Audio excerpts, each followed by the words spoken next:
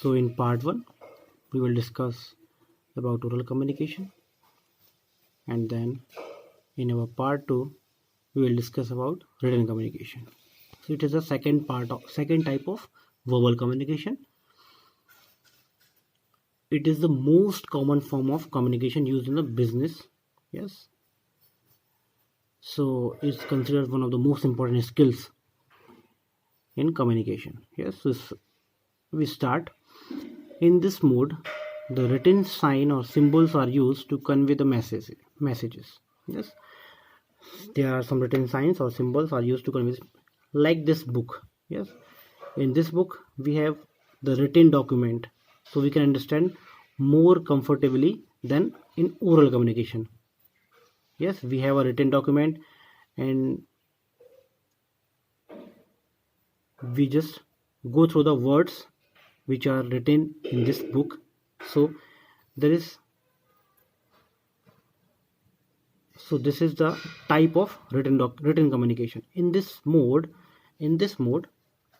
the written sign or symbols are used to convey the messages. The message can be printed or handwritten. Yes, the message can be printed or handwritten and includes email, letters, reports, memos, SMS, etc.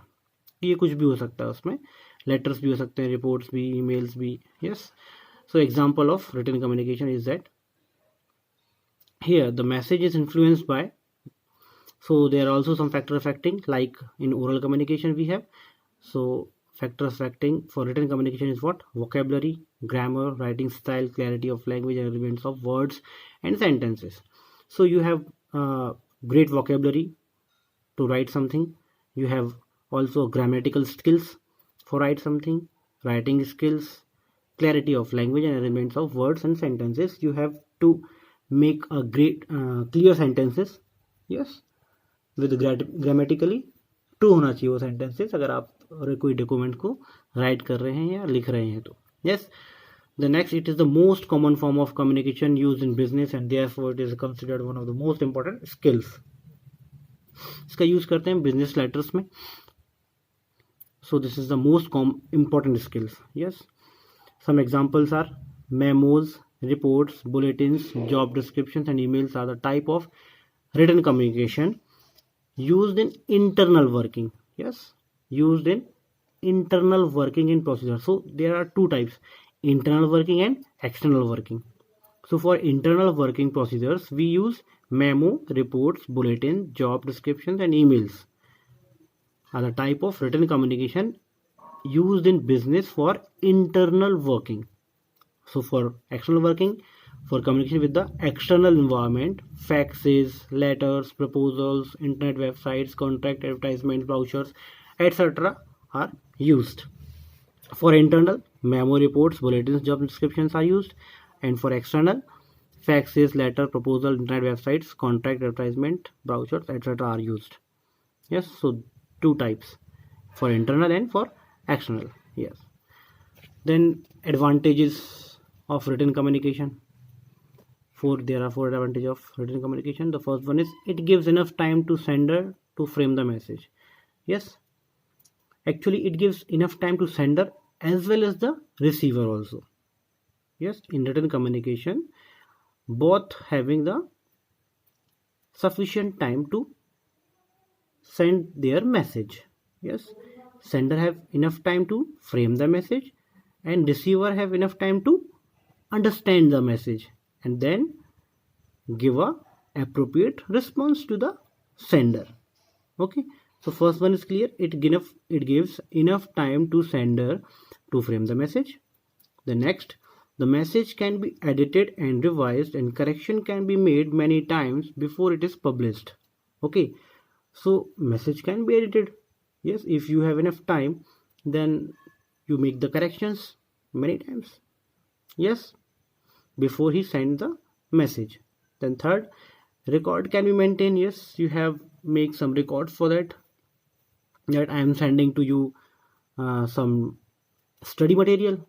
Then I am also having some record to, yes, I am sending this to the students, so I have one record. Yes. The next, fourth, it enables the receivers with sufficient time to fully understand interpret and send an appropriate feedback response. Yes, so last one is important. First one and last one, it enables the receiver with sufficient time to fully understand. Yes, it gives enough time to sender and it gives to enough time to receiver also to understand, interpret and send appropriate feedback and response. So written communication is best for use. Yes, so there are some disadvantages also. What are the disadvantages? Yes, first one, it does not bring instant feedback and response. So like in oral communication or face to face communication, we have got an instant feedback or instant response from the receiver, but in that case we don't have an instant feedback or response because it gives enough time to sender and also to the receiver, so we don't get a instant feedback. Second, it takes more time to composing a written message and requires a good writing ability. Yes, so first, it takes more time to composing a message and you have to a good writing ability. Yes, आपके पास writing ability होनी चाहिए, आपके पास vocabulary होना चाहिए, आपके पास grammar होना चाहिए, writing style रहनी चाहिए जिससे आप मैसेज को परफेक्टली कंपोज कर सकें. Yes, then last is the interpretation of the message depends totally on the receiver. Obvious सी बात है, आप क्योंकि एक रिटन डॉक्यूमेंट आप सेंड कर रहे हैं तो उसके साथ जो भी इंटरप्रिटेशन होगी वो रिसीवर्स टोटली डिपेंड करेगा उसके फीडबैक पर, उसके एटीट्यूड पर, रिसीवर के एटीट्यूड पर डिपेंड करेगा कि वो उस मैसेज को किस तरीके से इंटरप्रेट कर रहा है, देन वो आपको फीडबैक सेंड करेगा. Okay, so interpretation of the message depends totally on the receiver. Okay, so in next video we will learn about non-verbal communication. Thank you.